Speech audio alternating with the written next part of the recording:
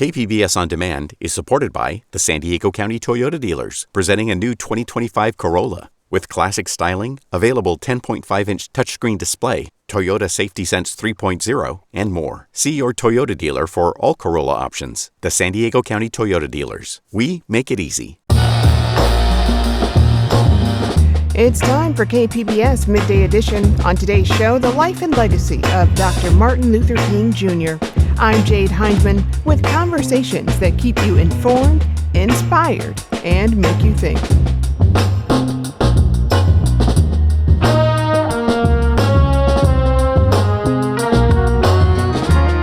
We'll talk with one theologian about how he reflects on Dr. Martin Luther King Jr.'s legacy in 2026.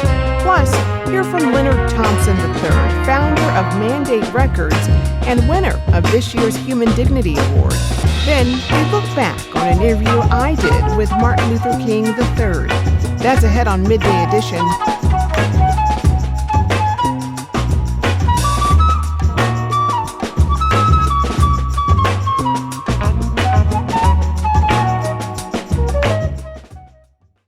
Each year on Martin Luther King Jr. Day, we reflect on the Reverend's legacy and commemorate his fight for racial and economic justice.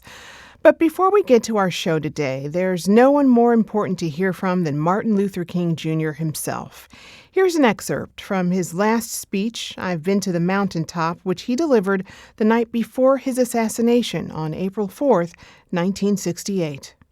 Like anybody, I would like to live a long life. Longevity has its place. But I'm not concerned about that now. I just want to do God's will. And He's allowed me to go up to the mountain. And I've looked over and I've seen the promised land. I may not get there with you, but I want you to know tonight that we as a people will get to the promised land. Well, today we enter the holiday during a politically and socially turbulent time in the U.S. and amid recent efforts to undermine King's legacy. So what can we continue to take away from his teachings and values in 2026? Well, this next hour, we'll explore just that. I'm joined by Montague Williams. He's a professor of church, culture, and society at Point Loma Nazarene University and director of the Pilgrim Innovation Hub. He's also the author of the book, Church in Color, Youth Ministry, Race, and the Theology of Martin Luther King Jr. Professor Williams joins me now. Welcome back to the show. Thanks a lot. It's great to be here, Jade. Glad to have you here. So, I know you've been studying King for a long time, but I'm curious to know, what's been your relationship to his teachings? I mean, do you remember the first moment it sunk in for you or the moment that inspired you to look further into his life? Well, actually, the moment that inspired me to look further into his life was a moment in a theological ethics course in my first master's program. I mean, I grew up seeing King's books on my dad's shelf and watching documentaries, but in this 20th century theological ethics course, I noticed King wasn't on the syllabus, so I asked the professor about that. How come King's not on the syllabus? And he said, well, King's not really an ethicist. And so I decided to make my term project that year a focus on why King should have been on the syllabus. Yeah. And while doing that, I became more and more connected, more and more engaged, and more appreciative of what King offered. His work engaged the very questions, the dilemmas that ran through 20th century theological ethics. And not only did he give answers on paper and in speeches, he sought to embody it and help people embody it. Mm-hmm. Well, how are you reflecting on King's legacy today in 2026, especially given the setup and the times we're in? Well, one thing that I have been doing in a simple way, I've been reflecting on that Happy Birthday song from Stevie Wonder. Mm-hmm. A lot of people sing the song. I mean, we sing the song at birthday parties, but Stevie Wonder wrote the song for Martin Luther King Day, not just for King, but to make the day a holiday. It was an activism-based song. And even with one of my classes, we've been reflecting on the lyrics of that song, the purpose of the song, and how these days, while they become normal to us, they actually take a great deal of work to make happen. And then you have to reflect on why the day existed, why people like Stevie Wonder and many others worked for it, but then also the work it takes to keep it alive. Because you don't want to just let it become a day that you just go get a deal on a car. You want to let it be a day where you reflect on the things that matter. Well, to you, what does keeping that legacy alive look like today? Well, keeping the legacy alive in my own personal life has a lot to do with the kinds of conversations I have with my family. But, King's work is not only about personal reflection, and yet it is. And it's not only about making social change, but it is. It's that intersection of the two. Becoming the kind of people who can imagine together a certain kind of shared hope. I think for King, he really believed, he put everything on the line with the belief that if each person really listens deeply to what he might call the ultimate force of love, what his mentor Howard Thurman would call the sound of the genuine. But if you listen deeply, you might have this inkling, this flicker of this shared hope that connects with other human beings.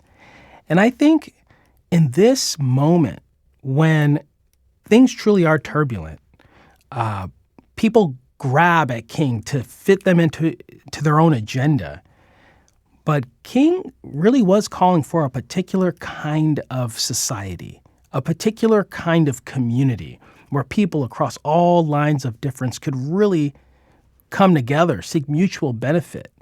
And for us to live into that takes a deep kind of reflection and commitment to a shared hope that's not just about me, not just about my home, but about my neighbors as well. Yeah. He was, fighting for equity and justice, particularly economic at that point in time. So, in his fight against economic and racial injustice, King really advocated for this idea of a beloved community. What does that mean to you? Well, yeah, once again, I think it has to do with allowing yourself to see your neighbors and even the people that you don't expect to be your neighbors, being willing to see them as human beings. And working for the kind of society, even policies, that allows yourself and allows each other to see each other as human beings created in the image of God. And how does his idea of a beloved community really continue to live on today in your eyes? As you noted, it is a turbulent time. I think this idea of a shared hope, the idea that we could have a shared hope, is heavily contested right now.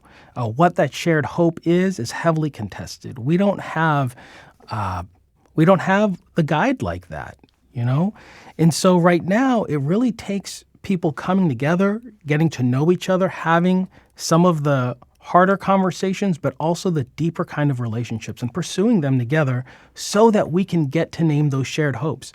Now, I do think that if we took time not just to allow ourselves to say what, a political party leader might call for, but if we took time to reflect on what we really think matters, we do come to see things like the beloved community. It's just the question of whether or not we'd do the work to get there, whether or not we'd give up the things we have to give up to get there.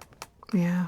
Your book, Church in Color, looks at Martin Luther King Jr.'s theology and how congregations can recognize and wrestle with the realities of race, racism, and racial identity. What do you think listeners can take away from that? Well, one of the issues in congregations that remains today is this attempt to get past the realities of race and racism without actually working through it.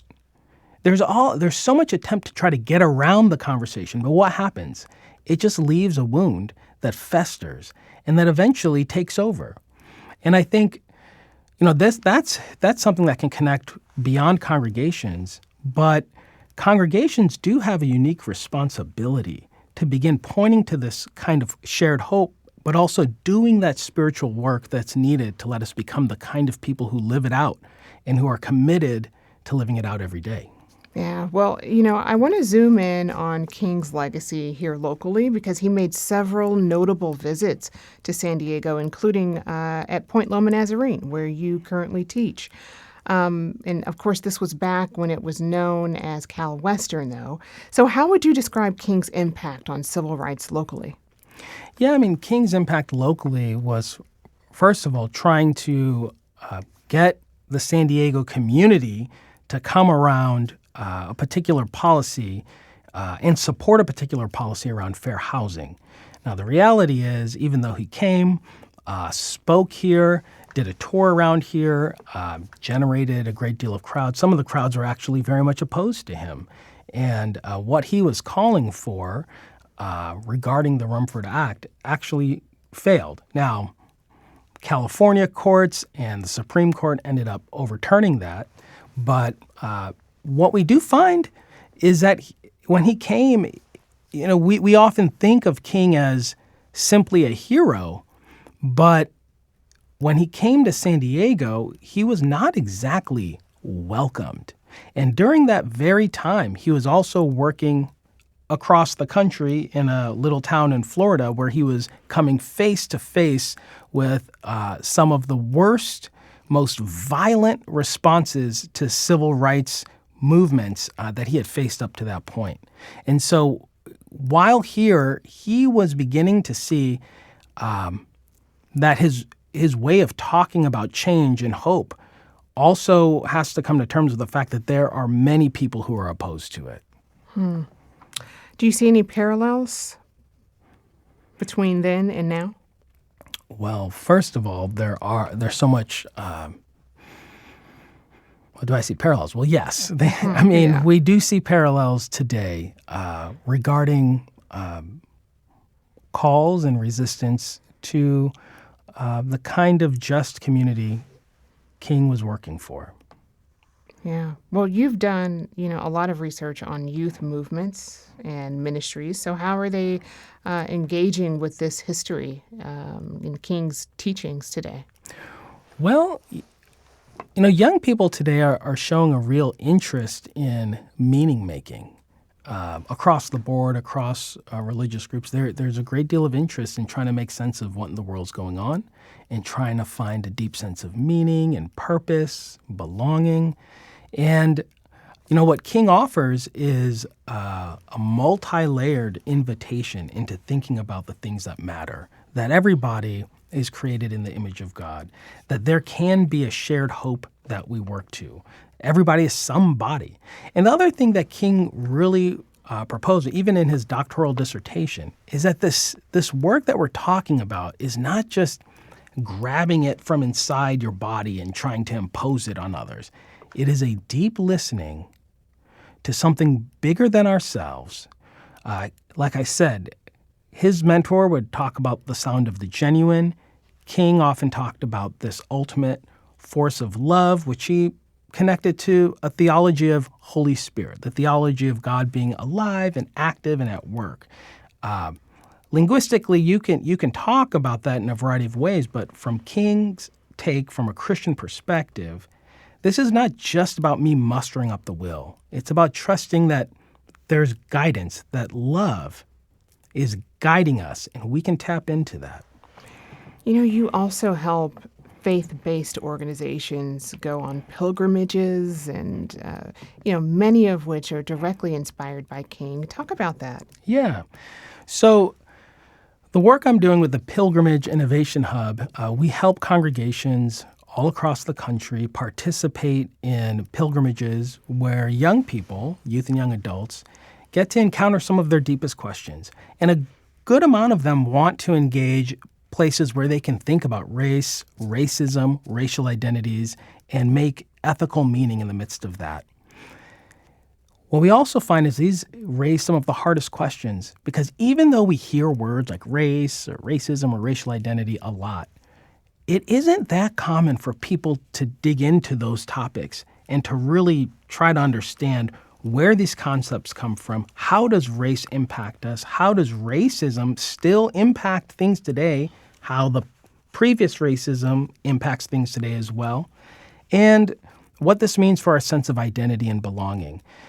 It generates important conversations. Sometimes it's pilgrimages with parents and teens going together to have conversations they've never had before. Sometimes it's mentors or coaches or pastors. But we try to center young people's questions and experiences along the way.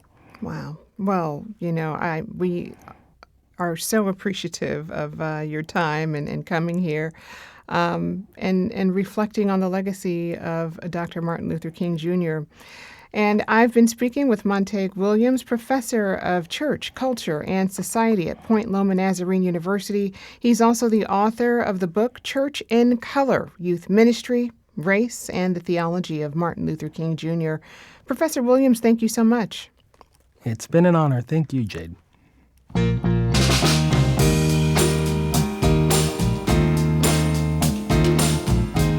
Still to come, hear from Leonard Thompson III, founder of Mandate Records and winner of the 2026 Human Dignity Award. More when KPBS Midday Edition returns.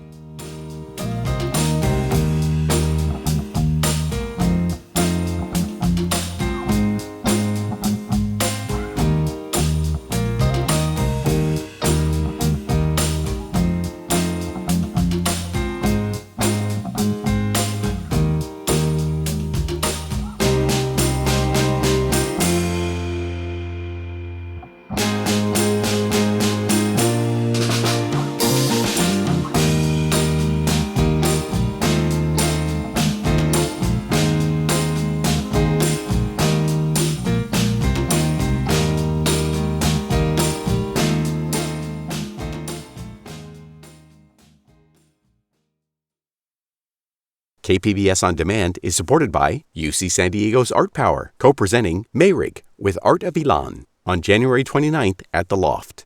Tickets at artpower.ucsd.edu.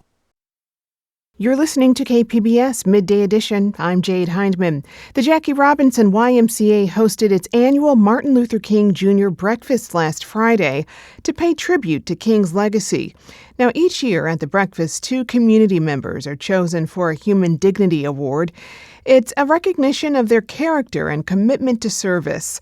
And one of the honorees is local community leader Leonard Thompson III. He is the founder and CEO of Mandate Records. It's a record label, nonprofit, and production company here in San Diego. He is also a minister and leading voice in Christian radio, among many other things. And last Friday, KPBS producer and roundtable host Andrew Bracken sat down with Thompson to talk about his life's work in ministry, music, and education. Here's that conversation. So you're one of this year's Human Dignity Award winners. Congratulations. Talk to me about what makes winning this award so special to you. Well, thank you so much. I think what makes it so important and special is that it is an award that is voted on by the community. And the people that came before me and that were part of the Human Dignity Award winners were just so phenomenal, such great leaders that I'm humbled to be even included in that class of people. But it means a lot because all my life we've done is service, from growing up in the church. And everything that I do now, I tell people I was doing in the church. We learned how to play instruments in the church. We learned how to do TV production in the church. We learned how to tour. I started touring when I was 12 years old and doing big productions and making sure that everything was in place from lights to sound to everything. And so as I began to grow in my career and see the need not only for the church community, but for also creating an environment for young people to have crafts and services, we began to train and teach and build companies around the entertainment business as well as about ministry, because we are a gospel label that explored and grew into doing jazz and other genres. I mean, you mentioned the importance church has had on your life and just all these different things, but music is such an important piece of that. And that's, I think there's something unique about music that can really connect us to our feelings, but even to our faith. I'm wondering if you can talk about that connection between the church and your love of music. Well, they say that music is a universal language, and no matter where you go, people love good music. And in the Christian genre, in the gospel genre, there's everything else. You hear blues, you hear R&B, you hear rap, you hear classical, and you hear all of the genres of music that can hear in Christian music. But here's the beautiful thing: is as I travel around the world and I go to different places that don't speak English, they love gospel music, and not only do they love gospel music, but they sing it almost as if they knew English is their first language. And so going over to Japan and work with the Japanese choir and hearing them sing a legendary artist like Edwin Hawkins or Walter Hawkins, and had all the inflections, all the sounds and everything. And then when I went to shake their hands and say, "You were wonderful," and they began to speak Japanese to me because they knew how to sing gospel and sing in English, but they didn't know how to speak English. But it resonated with their soul. And I find that to be true everywhere we go. We are always invited over to the wineries to do concerts of gospel music. Everybody speaks Spanish, but they want that gospel sound. And you hear them saying, "Hey, Susan," they really gravitate to it because there's a vibe anytime that you lift up God's name. And when you do it through music and they feel it in their heart and in their soul, they gravitate to that music. So it's powerful. And I want to talk more about the music because I feel like there's a lot more there, and we'll take maybe a listen to a little bit of it too. But I want to first talk a little bit more about you and your upbringing. You've dedicated, so much of your life to ministry. We talked about music and education.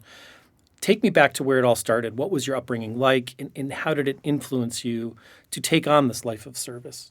Well, one of the things is that I tell people I grew up in the church, but I was raised by a single-parent mother, and I had a sister and a very big village. And the village that I grew up in was in southeastern San Diego, the Skyline area. Shout out to Black Oak Road. And everybody took care of everybody. We looked out for each other, and everybody wanted to see everyone do well. And so growing up in an environment of a safe neighborhood, a great community, and then also having a great church life, we were very fortunate. I went to a Greater Jackson Memorial Church of God in Christ under the late Bishop J.A. Blake, who was the second and what they say, second on the general board to the presiding bishop. And so to have that type of leadership here in our city, and he always said that whatever you can do in the church, you can do in the world. So we were taught to always build things in excellence. And so we didn't just play instruments, but he came and he said, "How many of you want to play instruments?" About 100 of us raised our hand. He said, "Okay, be here next Saturday." He brought in a professor that was there to teach us how to play musical instruments. And then he bought everyone in the church that wanted to play a musical instrument, the instrument of their choice. And he said, "I'm building a band, and we're going to be excellent." And the crazy thing about it is about a month or so later, we were playing. And we were playing in front of people and, our home church. And then he says, "Oh, I have to go to L.A., and I want the choir, I want the ushers, and I want my band to go." So we came and we were all excited, and we were going to say that we were going to be on yellow buses going up to L.A. to perform. And we get there, and he had chartered buses, and the band had its own bus. So you guys were ready to go. You could not tell us anything. And then, I was about 8 years old. Wow. And going up there and then going and playing for the very first time in front of 2,000 people. And to have him be so excited about these young kids that were playing, he always came back and he said to us, "What more?" And then we started talking about TV. And so he built a full TV production studio, cameras, headsets, everything, and we learned that. So by the time I got to college, I had travel experience, I had technical skill, but also I had exposure, being able to go from city to state. And so even when I went to school at UC Berkeley, I knew so many people that was always there because that was part of our travel tour. And so it was like going home. That exposure can really make a difference for a young person. Talk to me more about, the work you're doing today and with young people to kind of keep that legacy going? Well, let me let you know that I'm a retired educator of 39 years. And when I came into San Diego Unified School District, I was hired as one of 4 men to create a program for the improvement and achievement of African-American males. At that time, there was only 30 African-American males that had a 3.0 or better. And they said that that's very sad in a district of our size. And they asked us and my colleagues if we could design a program to get more African-Americans engaged in school. One of the things that we found out when we began to work with these young men is that most of them had not been out of their neighborhood more than a mile. And they had not had any experiences more than a mile away from the community that they grew up in. And so we started doing cultural plunges, taking them to symphonies and taking them to the beach and taking them to restaurants and everything else, just to expose them to a whole different lifestyle. Yeah. And then we began to call them by the career that they said that they wanted to be. So if you told me you want to be a doctor, every time I saw you, I said, "Hello, Dr. Jones." If you said you wanted to be a lawyer, I would say, "Hello, attorney." And we began to address them that way. I had one that said, "I want to be an all-star football player." I said, "All right, Mr. Athlete, what's your plan B?"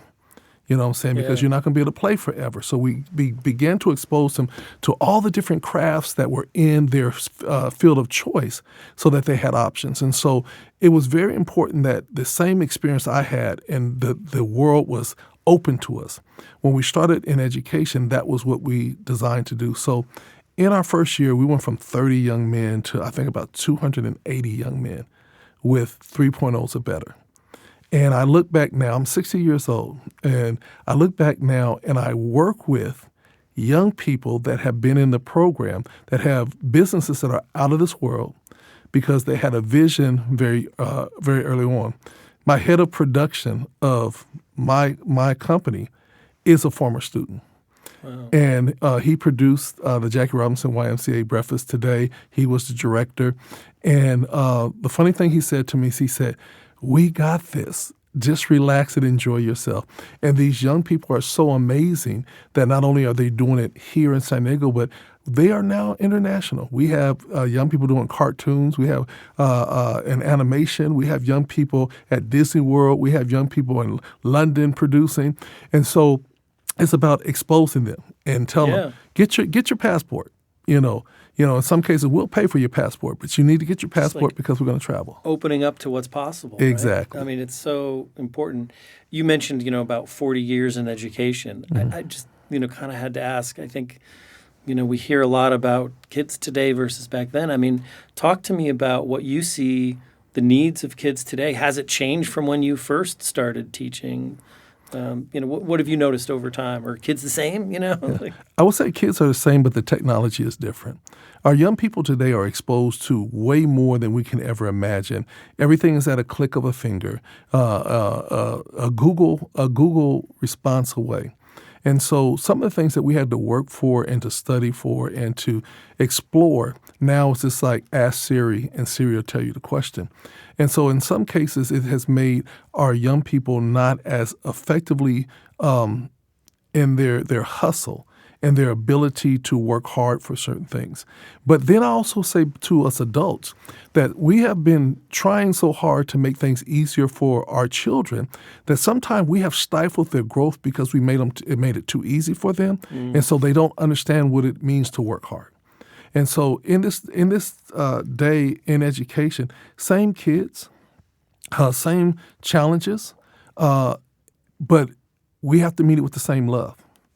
I always tell teachers, because I'm still consulting, I said, if you kick a kid out of your class and send them to the principal's office, what you're telling that kid is the power's in the principal's office. But when you keep a kid in your class and said, "Hey, we're a family, and we're going to be stuck together for a whole entire year. Let's work this thing out." Because in your home, you don't get to kick them out and send them to the principal's office. You have to deal with them because they're your very own. And so I encourage teachers as well as students, work it out and build a family unit within schools. And kids know this. If you care about them, kids, young people, you could be hard on them, you could be tough on them, but if they know that you care and that you have their back, they will do exactly what you challenge them to do. And I said to these kids when I first started the program, here is my number. I will never get rid of this number because I always want you to know that you can call me. And every year I get kids that are 30, 40, 45 years old, calling me saying, hey, I just wanted to see if you still had the number. And I just recently got a call from a young man who said, I want to know, I'm having a destination wedding. If I fly you out, will you perform the ceremony? And I said to him, let me know and I will be there. So I'm actually going to Maui very soon to marry one of my former students that is having a destination wedding who kept the number. Incredible. Yes. Incredible. I want to go back to music. We were kind of right. touching on it earlier, but Mandate Records, that's your label. It's got a few branches to it, the record label itself, production, and the nonprofit piece. What inspired you to get it started? Well, I have to say that what really inspired me is I owned a company called Changing Paradigms, and that was a educational consulting firm. And while I was doing that, everybody was coming to me, asking me, because they knew I was in music and I knew music, would I review contracts? And they were telling me all of the horror stories that they were having happen in L.A. and New York and how they were taken advantage of. And then I met my wife, and my wife, who was an artist, we began to look at her contracts, and she said, well, put it in best order and what would be good for me as an artist. And I looked at it, we did that, and then she said, you know what? I feel that we need to build something for San Diego. And so we prayed about it, and then we decided that we were not going to take any of the money, but we were going to build here in San Diego to help San Diego artists and the San Diego music scene to grow and be in a fair, artist-friendly environment. So that was the inception of Mandate Records, that stands for making a necessary difference at the end. And so that's what we started with, that whole premise that we were going to make a necessary difference at the end. And the first thing that we were going to do is build a studio so that we could take down the budget of trying to just record. Yeah. And we went from there 5 years as a home-based business, and we took over a home and turned it into a studio. And then 23 years out in Claremont, on Claremont Mesa Boulevard, and now in our new facility on Ruffin Road. We went from a 2,000 square foot facility on Claremont Mesa Boulevard to a 4,000 square foot facility on Ruffin Road now. Well, I want to take a listen to one of the artists from your label. This is Victoria X. Matthews with a little bit of her song, Anchored. Yes, she is amazing. We call her the Little Dynamo, and she is toured all over the world and still is doing it with Oral Roberts University, one of our artists.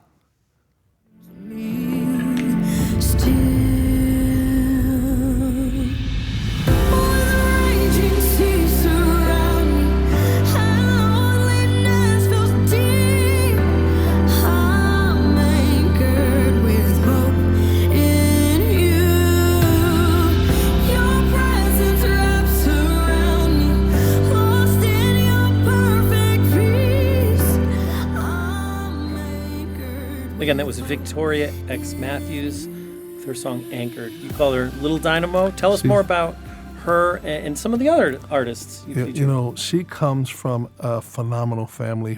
Both her mother and father, brothers, all are in the music business, producers. Her brother actually won American Idol's Junior. Back in the day when they had that competition. He was on TV. And she was there. And she was about 4 years old, going on 5. And they said she was too young to compete in the contest. But Ryan Seacrest said, you're amazing, because she could do all the moves. She could do all the notes and everything else, but she was too young to compete. And I remember sitting down with her mother one day, and I said, you are phenomenal. Her mother was signed to our label. Her husband was phenomenal. Her brother was a producer for our label, and then her other brother went to the Berklee School of Music. And I said, with all the talent that you have in your family, I said, the special oil, as I call it, is on that little one. And she said, well, wait a minute, she can't even hold a note. I said, trust me, the special oil is on her. And fast forward to now, she is a major worship leader for Oral Roberts University and an instructor.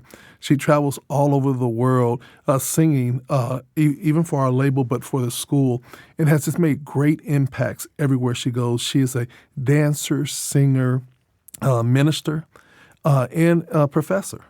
Wow. So, we've been talking a lot, about all the different jobs, the hats you wear. You do a lot, but I want to bring it back to your ministry. You once described your work, all the things you do as different levels of that. Talk to me more about that and what that means to you. Well, everything I do is based in love. and love for God's people, love for our community, and love to see people be successful. And so everything we do from Mandate Records, which is our for-profit company, we realized that we needed to also begin to train more and more young people. So we started Mandate Project Impact, which is our nonprofit.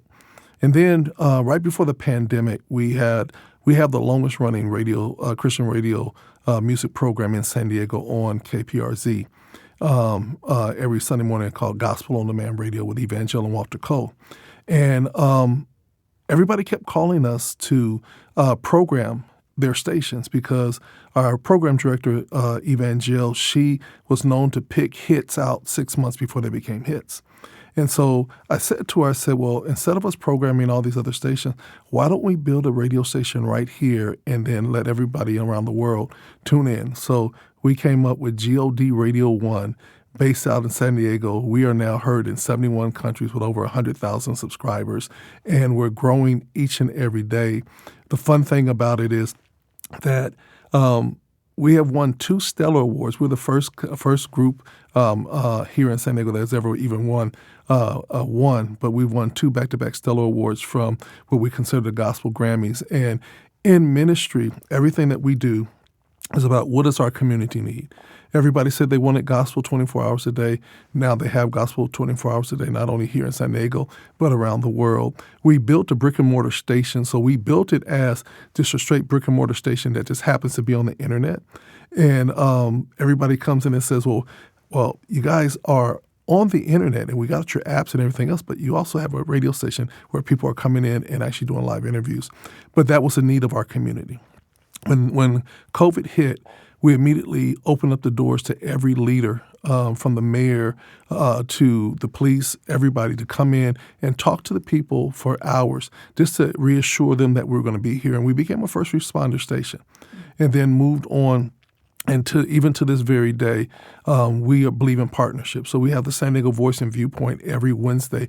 There's an hour show with Dr. John Warren from the Destiny Editor. We have shows that are designed to give people information on health and wealth, you know what I'm saying? And we also have the great music.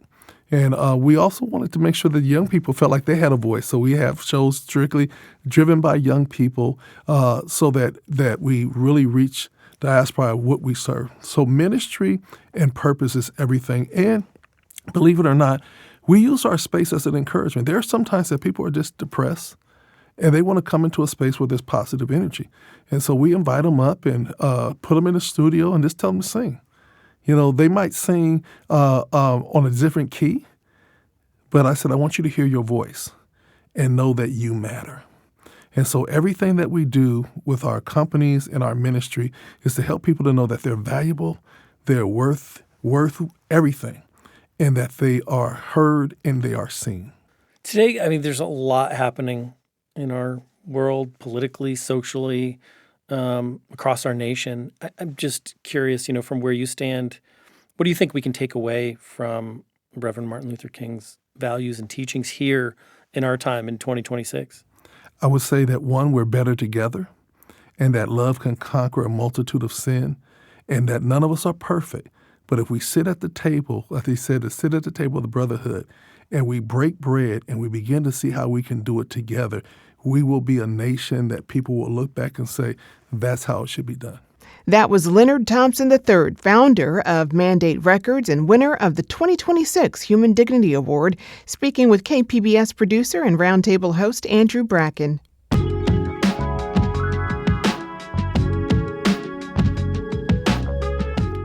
Up next, we look back on an interview I did with Martin Luther King III.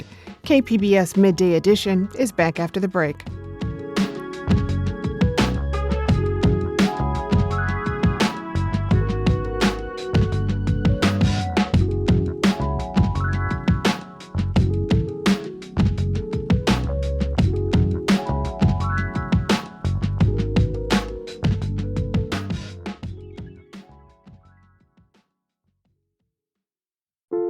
How does AI even work? Where does creativity come from? What's the secret to living longer? TED Radio Hour explores the biggest questions with some of the world's greatest thinkers. They will surprise, challenge, and even change you. Listen to NPR's TED Radio Hour wherever you get your podcasts. Welcome back to KPBS Midday Edition. I'm Jade Hindman. You know, on Martin Luther King Jr. Day, we honor Dr. King's vision for a diverse nation with economic opportunity and justice for all. It's the vision at the center of Dr. King's iconic I Have a Dream speech from the Lincoln Memorial Steps in 1963. Well, several years ago, I had the honor of interviewing Martin Luther King Jr.'s oldest son, Martin Luther King III. We were at San Diego's Borderfield State Park in 2018 to celebrate the 55th anniversary of his father's famous speech. And much like now, it was at a time where immigration and nonviolent resistance were top of mind. Let's take a listen to that conversation. You're here to commemorate your father's 55th anniversary of that great March on Washington and the speech that he gave. Why here? Injustice anywhere is a threat to justice everywhere, my father often said. And as we observed this 55th anniversary, my family thought it was important to continue to highlight the issue around children and families being separated, as well as a broader discussion around immigration and how this nation chooses to move forward. And I think that when we look at where we were in 1963, we were certainly a different nation. So today we are at a boiling point. So if we're angry on either side, that's not the answer. I think my father showed us a vision of how we can treat all people with dignity and respect. And that's why it's important for us to be here today, to continue to raise a spotlight on this issue, because we are better than the behavior we're exhibiting as a nation. What do you think your father would think about the current state of America right now? He would be very concerned about the division that exists, because, again, division only creates more division. You can't put, violence cannot put out violence, only nonviolence can. Darkness cannot put out darkness, only light. And so those are the kind of things that he would personify that ultimately would help us, I believe, work through all of these issues and resolve them to help make America a better nation. Now, we've often heard in this climate that America's never been at this point before, particularly when we see families being separated at the border. In some ways, though, this is history repeating itself. Talk to me about that. I don't know that anyone would have projected in 2012 or 13 that we would be dealing with a situation where children and families were separated, and it's difficult to find to connect them back with their families. I mean, I just think that's the difference. It certainly, if you go back in history and look at how when slavery existed, how families were divided, there are some sentiments as it relates to that, but that was a totally different era many years ago. So, of course, in 2018, I think the issue is I don't think anyone could have predicted that this would be the case. And also, I know that we are better. We as a nation, we as people, as Americans, we are much better than the divisiveness that is being promoted and propagated throughout this nation. And do you think that the dream is reflected from the leadership at the White House right now? Well, certainly the leadership of the White House is not operating at its optimal level. In fact, it's operating at a destructive level. I mean, the president can do far better. I believe if Dad were here, he would certainly be precipitating a nonviolent crisis so that the nation would have to respond in a different way than it's responding today. In chasing the dream, as I remember it, was economic justice. Mm-hmm. Where are we at with that today, and where do we move on from now? Well, I think that if we're talking about disparities in African American households as opposed to white households, unfortunately, we haven't made much progress. So we've got a lot of work to do. Now, when you look at the spending power, the African American community spent over $1 billion last year. And we'll spend over $1 trillion. I'm sorry, I said $1 billion. I meant $1 trillion. Over $1 trillion. So if somehow we could begin to pool some of those resources, then we could begin to address issues around housing, job creation, entrepreneurship. Those are the kind of things that have to happen to bring society more in line. And the final and most important thing is that the rich cannot continue to get richer and richer and the poor get poorer and poorer without something exploding in our society. None of us want to see an explosion. And so when 1% of the population makes or takes 60% of the wealth, that's a remedy for disaster.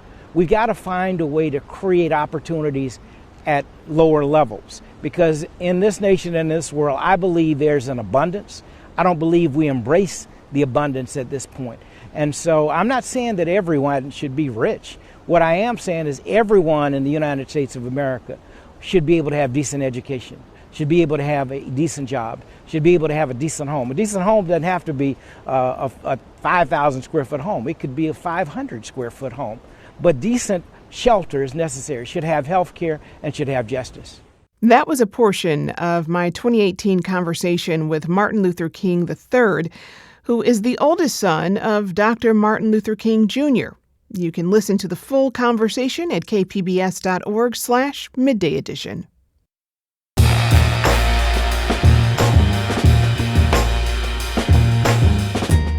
That's our show for today. I'm your host, Jade Hindman. Thanks for tuning in to Midday Edition. Be sure to have a great day on purpose, everyone.